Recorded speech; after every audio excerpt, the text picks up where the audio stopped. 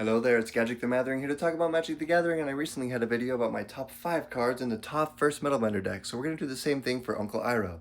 There are other couples, we had to confirm which one we're talking about, but I think I have an idea. You see, really, we're talking about this card right here, that lets you mill a few cards and get a food token, make a couple creatures bigger, and then you get to draw some cards as long as you have a lesson or creature in your graveyard.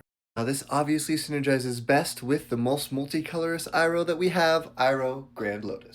This masterful element of storytelling is a 6-mana 5/5 with Firebending 2, which is a new keyword from Avatar that lets it give you 2 mana whenever it's attacking, but you only get that mana during combat, so you have to use it at instant speed.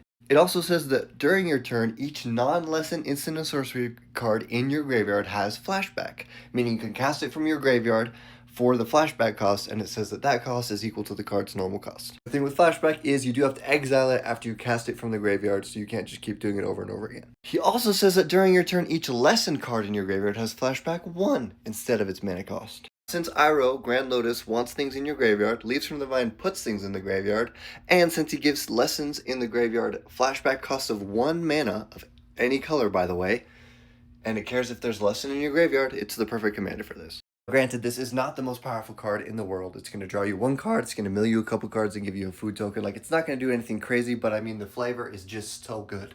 For those of you being like, man, lessons costing 1 for the second time? That's like crazy. You could basically copy the spell for 1 mana. There's one important thing you have to know about lessons. Well, 2 things. It might even be 3 reasons? Pretty sure it's 2, but either way, number 1, lessons are generally expensive. Or at least they're more expensive than you would normally expect to pay for the given effect. Which brings us to the second and probably more important thing, lessons are bad. But I will say, even effects that are bad are much better at 1 mana. And it's so easy to get that down to 0 mana that when you're doing stuff for free, it doesn't matter how bad it is, because it becomes much better when it's not super expensive. Yeah, you're going to be using this first line of text just because you're probably going to be limited on the amount of lessons that you can run. The Avatar set is going to give us a lot.